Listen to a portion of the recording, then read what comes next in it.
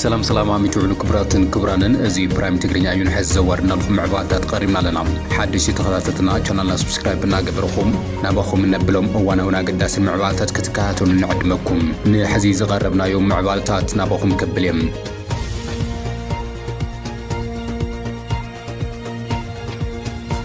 ግዛው መምሕዳር ትግራይ ምስ ፓርቲ ስምረት ዝተሓዙ ጉዳያት ጽኑዕ ስጉምታት መውሳዱ ቀጽልሎም ጀነራል ታደሰ ወረደ አባል ካቢኔ መምሕዳር ዝኾነት ወይዘሮ አልማዝ ገብረ ጻድቅ ካብ ሓላፍነታ አሊዋ ምህላው ድማ ተፈሊጡሎም ሓላፊት ቢሮ ዘፈር ኢንዱስትሪ ትግራይ ዝኾነት አልማዝ ገብረ ጻድቅ ቅድሚ ክልተ መዓልቲ ካብ አባል ካቢኔ ግዛው መምሕዳር ተኣጊዳ ድሕሪ ምጽናሓ ሎሚ ዕላው ናይ ስንብት ደብዳቤ ተዋሂብዋ ምህላው ድማ ዕላው ኮይነሎም ወይዘሮ አልማዝ ገብረ ጻድቅ አባል ማእከላይ ኮሚቴ ውድብ ስምረት ኮይና ዝተሸመቱሉ መድረኽ ናብ አዲስ አበባ ቀኒዓ ድሕሪ مقبلا ايو اتي اب تግራይ ዝነበራ ስልጣን እትሓዲጋ ዘላ ወይዘሮ አልማዝ ገብረ ጻድቅ ካብ ቀድሚ ኹናት ትግራይ ክሳብ ኣብ መንጎል ዓሎት አመራርሓ ህወሓት ኣፈላላይ ዝፍጠር አባል ማእከላይ ኮሚቴ ህወሓት ዝነበረት ምዃነ ዝፍለጥ እዮም ይኹን እምበር መቐጽልታ ካብ ህወሓት ናብ ስምረት ዝሕወሱ ዘለው ነበር ህወሓታውያን ኮይናላ ግዛው መምሕዳር ትግራይ ምስ ተጣየሸ ክሳብ መምጻእ ፕሬዝደንት ጀነራል ታደሰ ወረደ ሓላፊት ቢሮ ልምዓት ከተማን ኮንስትራክሽንን ዝነበረት ወይዘሮ አልማዝ ካብ ሚያዝያ 2017 ዓመተ ምህረት ንድሓር ሓላፊት ቢሮ ኢንዱስትሪ ኮይና ከተገልግል ጸኒሓ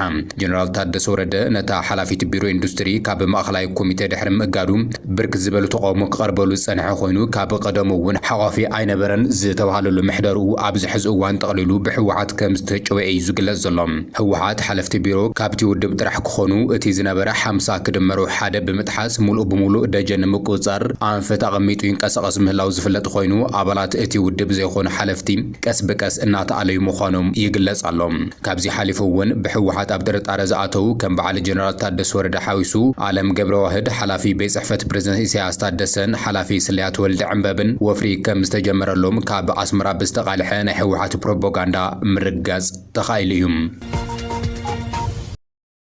ትግራይ ድሕሪ ኹናት እውን ወለዳኣ እናጸነተይ ዝቕጽል ዘሎ ኣብ ልዕሊ ህፃናትን መንእሰይን ትግራይ ትኹረት ዝገበረ ትሉም ምስጓግ መንእሰያት ተጋሩ ቀጽሉሎም እቲ ካብ ጽንተት ኹናት ዝተረፈ መንእሰይ ብስእነት ስራሕን ኢኮኖሚያዊ ቁልውላውን ስነልቦናዊ ስብራት ክበጽሕ ዝስራሕ ዘሎ መንእሰይ ዓቕሉ ጸቢብዎ ካብ ዓዱ እናተሰደደ ኣደዳ ሞትን ስቃይን ይኸውን ምህላው ይፍለጥ እዩ ኣብ ዝሓለፈ እዋን ፖሊስ ትግራይ ኣስታት 300 ተጋሩ ካብ ኣፍ ዘይሕጋውያን ኣዘዋወርቲ ኣድሒኑ ምንባሩ ዝዝከር ኮይኑ ሎሚ ድማ ንበበረብዓይ ግዜ ብወገን ዓፋር ተጋሩ ንምድሓን ዕውት ኦፕሬሽን ከም ዝተኻየደ ኣፍሊጡሎም ካብ ዝተፈላለዩ ከባቢታት ትግራይ ተኣኻኺቦም ብበረኻታት ዓፋር ይጓዓዙ ዝነበሩ ልዕሊ 100 ቆብለልቲ ብምትሕባር ኮሚሽን ፖሊስ ትግራይን ፖሊስ ዓፋርን ናብ ዓዶን ክምለሱ ገይረ ኣለኹ ዝበለ ኮይኑ ንመበረብዓይ ግዜ ዝተኻየደ ዕውት ዝበሉ ስራሕ ካብ ዘይሕጋውያን ኣስገርቲ ሰባት ከድሕን ከም ዘኻኣለ ይገሊጹ ዘሎ 40 ደቂ ኣንስትዮ ዝርከብዎም ኣስታት 106 ቆብለልቲ ብ18 ጥቅምቲ 2018 ዓመተ ምህረት ኣማስዩ 1 ሰዓትን ፈረቓን ዝተወሰነ መንገዲ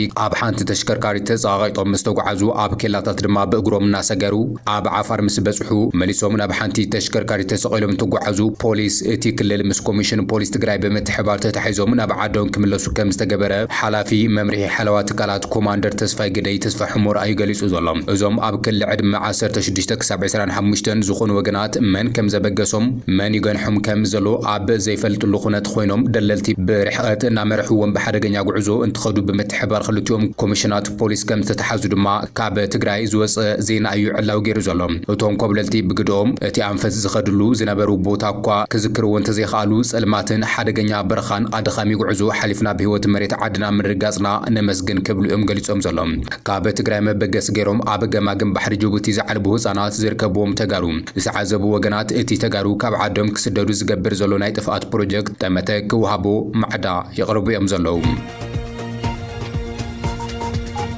ኣብ ምብራቕ ኣፍሪካ ፖለቲካዊ ውጥረ ነጊሱ ሓድሽ ለውጥታት ኣብ ዝረኣየሉ ዘሎ እዋን ኢሳያስ ኣፈወርቂ ናብ ካይሮ ኣቕኒዑ ምህላው ተፈሊጡሎም ሎሚ ኣንጊሁ ኣብ ኣስመራ መዕርፎ ነፈርቲ ዝተረኣየ መራሒ ሻዕብያ ኢሳያስ ኣፈወርቂ ናብ ካይሮ ኣቕኒዑ ምህላው ምንጭታት ሓበሬታ ይሕብሩሎም ብመሰረት ሓበሬታ እቶም ፍልፍላት እቲ ፕሬዝደንት ካብ መራሒ ግብፂ አልሲሲ ብዝቐረበሉ ዕድመ መሰረት ኣብ ካይሮ ን5 መዓልታት ዓሚቕ ዝርርብ ከካይዱ ምዃኑ እዮም ገሊጾም ዘሎም ኢሳያስ ኣፈወርቂ ነዚ ጉዕዞ ዘንቀዶ ካብ ኢትዮጵያ ዝወሃቡ ዘለዉ ጥንኩራት መግለጽታትን ላዕላውነት ኤርትራ ኣብ ሕቶ ዘእቱ ፍኸረታት ስዒብ ምዃኑ ድማ ይግለጽ ኣሎ ስርዓት ኣስመራ ኣብዚ ሕዚ እዋን ኣብ ናይ ህልውና ሓደጋ ምህላው ተዓዘብቲ ፖለቲካ ቀርኒ ኣፍሪካ ይገልጾም ዘሎም ጉዕዞ ኢሳያስ ኣፈወርቂ ብዋናነት ኣብ ሰለስተ ኣጀንዳታት ዘድህበ ምዃኑ እውን ካብ ፍልፍላት ዝተረኸበ ሓበሬታ ኣመላኺቱሎም ኣብ ቀርኒ ኣፍሪካ መዓልታዊ ዝቃየሩ ዘሎ ፖለቲካዊ ምዕባለታት ስርዓት ሻዕብያ ኣብ ስጋታት ይሕለሞ በምህላው ሕቡራት ዓረብ ኤሚራትስ ብወገና ኣብ ፑንትላንድ ሓድሽ ሓይሊ ክተዋፍር ምዃና ስዒቡ ኣብቲ ዞባ ዝህሉ ናይ ሓይሊ ሚዛን ይልወጥ በምህላው እዩ ስርዓት ኣስመራ ድቃስ ኣስኢንዎ ከም ዘሎ ተገሊጹ ዘሎ ስለዝኾነ ድማ ካብ ኢትዮጵያ ክመጽእ ዝኽእል ሓደጋን ኣብ ሱዳን ድማ እቲ ብዓረብ ኤሚሬትስ ዝድገፍ ምዃኑ ዝግለጽ ሓምዳን ዳጋሎ ዓወታት የመዝግብ ምህላው እቲ ብግብጺ ዝምራሕ ጥምረት ሻዕብያን ኣልቡርሃንን ሕወሓትን ድማ ኣብ ሓደጋ ይውድቕ በምህላው ኣጀንዳ ክልቴን ሃገራት ኮይኑ ምህላው ድማ ይግለጽ ኣሎ ብፍላይ ድማ ቀዳማይ ሚኒስትር አብይ አሕመድ በሶሉስ ኣብ ፓርላማ ቀሪቡ ዝሃቡ ኣዘራረብ መደረን ንኤርትራ ክወርር ሙሉእ ምድላው ኣጻፊሁ ኣብ ዘለሉ እዋን ብምዃኑ ነቲ ዘይተረፍ ኩናት ዝኸውን ዕጥቅን ስንቅን ካብ ካይሮ ንምርካብ ዝዓለመ ጉዕዞ ምዃኑ ተዓዘብቲ ይገልጹሎ ቀዳማይ ሚኒስትር አብይ ሓዊሱ ላዕለዎት ጀነራላት አብይ ንኤርትራ ተደጋጋሚ መጠንቀቕታ ይህቡ ምህላዎም ይፍለጥ እዮም አብይ አሕመድ ኣብ ፓርላማ ቀሪቡ ዝሃቡ መጠንቀቕታ ኣብ ዝኾነ ቅጽበት ኩናት ክውላዕ ከም ዝኽእልን እቲ ኩናት እንተተጀሚሩ ውጽኢቱ ፍሉጥ እዩ ብምባል ሃገሩ ከም ዘይትሰዓር ገሊጹ ነይሩ እዩ ወሲኹ እውን ዝኾነ ሃገር ብሞራል ክሕግዘኩም ይኽእል እዩ ይኹን እምበር ንሱ ኣይመተልኩምን እዩ ዝበጽሐልኩም ኣካል የለን ብምባል ኣብ ዩክሬንን ኣብ ጋዛን ዘሎ ኣብነት ብምጥቃስ እዩ አፈራሪሑ ነይሩ ውጊያው ከተነሳ የተከበረው ምክር ቤት ውጊያው ከተነሳ ውጤቱ ግልጽ ነው ውጤቱ ከዛ በኋላ አይሰራም አሁን አለመጀመር ማለት ነው አሁን ውጊያ እንትና ያግዘኛል የሚባል ነገር ሰው እንዴት ዩክሬን እያየ ፓለስቲንን እያየ ስለማገዝ ያወራል ማንንም አይሞትልህም ሞራል ይሰጣል እንጂ አይሞትልህም መጨረሻ የምትሞተው አንተው ነው አያዋጣም የኛ መልእክት ለኤርትራ መንግስት ኤርትራውያን ወንድሞቻችን ናቸው ከነሱ ጋር ውጊያ አንፈልግም ለኤርትራ መንግስት ያለ መልእክት አንደኛ ጥይት አስተላላፊ አትሆኑ ሀገር ሁኑ ወደ ጎረቤት ሀገር ጥይት ማስተላለፍ ጥሩ አይደለም አባይም ጸባይ ገዝቷል የኛም ሽፍቶች ጸባይ ይገዛሉ እና አንድ ቀን ጥይት ሳመላልስ ብሎ ታሪክ ስለሚናገሩ ጥይት ማቀባበል ይቀርባችሁ አያዋጣም ከበደ ያለ ተሰማ አለ ይባል አያዋጣም ከበደ ተሰማ 10 ጥይት ያቀብልሃል እንጂ መጥቶ አይሞትልህም አየን እኮ በቲፎዞ ውጊያ እንደማይቆም እኮ አየን እና አንፈልግም ልማት ነው እንፈልገው ሰላም ነው እንፈልገው ከማንም ጋር ግጭት ለማድረግ ፍላጎት የለንም ከገባን ግን ግልጽ ነው ውጤቱ አስተማማኝ አቅም ነው ያለን ማንም አያቆመንም ይሄ ግልጽ መሆን አለበት ነዚ ስዒቡ እዩ እምበኣር መቐፀልታ እቲ ኣብ ዝሓለፈ ዓመት ፕሬዚደንት ኢሳያስ ኣፈወርቂ ኣብ ግብፂ ናይ 3 መዓልታት ዑደት ፕሬዚደንት አልሲሲ ድማ ኣብ ኤርትራ ዑደት ብምግባር ፕሬዚደንት ሶማልያ ሓሰን ሼክ መሐመድ ዝተረኸበሉ ዝመስረትዎ ስሉሳዊ ኺዳን ምጥንኻር ካብን ናብን ጉዕዞ ዝጠናኽር ዘሎ ይኹን እምበር ኣብዚ ሕዚ እዋን ሓሰን ሼክ መሐመድ ኣሰላልፋ ቀይሩ ኢትዮጵያ በር ባሕሪ ክትረክብ ከም ዝሕግዝ ብምዝራብ ካብቲ ስሉስ ኪዳን እናረሓቐ ይኸይድ ምህላው ዝግለጽ ዘሎ ኢትዮጵያ እታ ታሪካዊ ጸላኢቲ እያ እትብላ ግብፂ ትመርሖ ዘላ ጥምረት ድሕሪ ምዝዛም ዓብይ ግድብ ህዳሴ እውን እንትኾነ ዓሚቑ ዘሎ ፖለቲካውን ዲፕሎማሲያውን ቁርቁስ ኣብ ዝለዓለ ብርኪ በፂሑ ምህላው ይፍለጥ እዩ ኣብ ዝሓለፈ ሰሙን ፊልድ ማርሻል ብርሃኑ ጁላ ናብ ግብፂ ብዘቕንዐ ቃና ኢትዮጵያ ብዘይ ባሕሪ በሪ ንዘትረፍዋ ዝበሎም ብስም ዘይጠቐሶም ሓይልታት ወፃኢ ክደቅስ ተሰሚዑ እዩ ነይሩ 70 ዓመታት ኣብ ልዕሊ ኢትዮጵያ ዝኣለምዎ ሽርሒ ብመሬት ተኸቢብና ክንተረፍ ዝገበሩና ጸላእቲ ስርሖም ቀፂለምሉ ምህላው ብምግላጽ እቶም ቀንዲ ወነንቲ ናይትን ኢትዮጵያ ብመሬት ናይ ምዕፃው ኣጀንዳ እቶም ጸላእቲ እዮም ክብል ተሰሚዑ ምንባሩ ይዝከር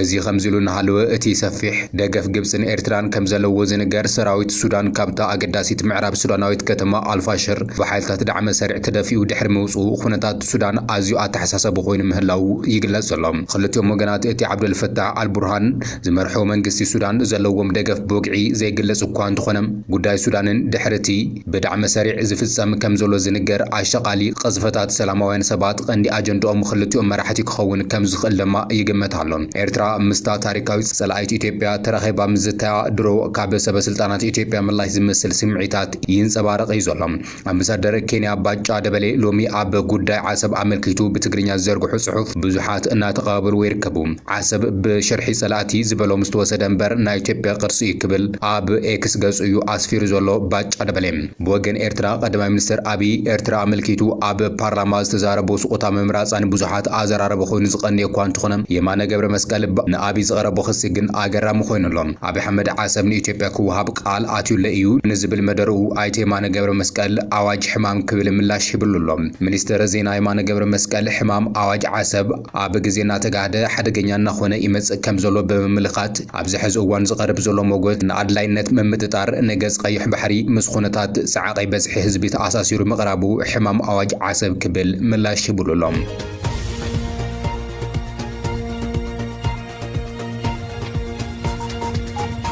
ፕሬዝደንት ትራምፕ አሜሪካ ድሕሪ 30 ዓመታት ፈላማይ ፈተነ ኒኩለር ክስገብር ትእዛዝ አውሪዱሎም ፕሬዝደንት ትራምፕ ሰራዊት አሜሪካ ዳግማይ ፈተነ ኒኩለር ክጅምር አዚዙ እዩ ምስ ከም በዓል ቻይናን ሩስያን ዝኣመሰለ ሃገራት ሰላም ንምዕቃብ ድሕሪ 30 ዓመታት ንፈለማ እዋን ፈተነ ኒኩለር ክካየድ እዩ አዚዙ ዘሎም ካልኦት ሃገራት ኒኩለራዊ ኣጽዋር ይፍትናልዋ ፈተነታት ክንቅጽል አዚዘ ኣለኹ ክብል ድማ ገሊጹ እዩ ትራምፕ ንሱ ነዚ ዝገለጸ ኣብ ደቡብ ኮርያ ምስ ፕሬዝደንት ቻይና ሺ ጂንፒንግ ቅድሚ ምዝራራብ እዩ አሜሪካ ካብ ዝኾነት ሃገር ዝዓበየ ኒኩለራዊ ኣጽዋር ከም ዘለዋ እቲ ፕሬዝደንት ገሊጹ እዩ ንሱ ንሩስያ ካልአይቲ ኮይና ቻይና ድማ ርሑቕ ሳልሰይቲ ምዃና ጠቒሱ እዩ አሜሪካ ካብ 1992 ጀሚራ ፈተነ ኒኩለር ኣይካየደትን ጸኒሓ ትራምፕ ኣብ ቀረባ እዋን ሩስያ ብኒኩለር ዝሰርሕ ሚሳይል ፈቲናቶ ብትሪ ኾኒንዎ ነይሩ እዩ ኒኩለራዊ ኣጽዋር ዓናዊ እዩ ክብል ኣብ ማሕበራዊ መራኸብታት ዝገለጸ ትራምፕ ኣብ ስልጣኑ እንከሎ መሳርሕታት አሜሪካ ዘመናዊ ምግባር ሓሊፉ ካልእ ኣመራጺ ከም ዘይብሎም ገሊጹ መንባሩ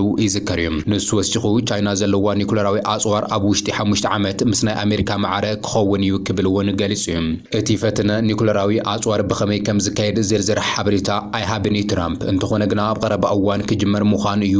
ኣቃሊሑ ዘሎ ኣብ አሜሪካ ናይ መወዳእታ ፈተነ ኒኩለር ቅድሚ 30 ዓመት ኣብ ዝርከብ ትሕቲ መሬት ወታደራዊ ማዓስከር ተኻይዱ ነይሩ እቲ ብኮድ ዲቫይደር ዝብል ስም ዝተዋሃቦ ፕሮጀክት ብኣሜሪካ ዝተኻየደ መበል 1052 ፈተነ ኒኩለር ነይሩ ኣብ ዓለም ናይ መጀመርታ አቶሚክ ቦምብ ኣብ ምምዕባል ዓቢ አብርክቶ እውን ነይሩዎ እዩ መንግስቲ አሜሪካ ክሳብ ሕዚ ነቲ ማዓስከር ኔቫዳ ይጥቀመል እዩ ዘሎ ሃገራዊ ቤተ መዘከር ኒኩለራዊ ሳይንስ ታሪክ አሜሪካ ኣድላይ እንተኾይኑ ዳግማይ ክፍትን ኢሉ ከም ዘሎ ድማ ተገሊጹሎም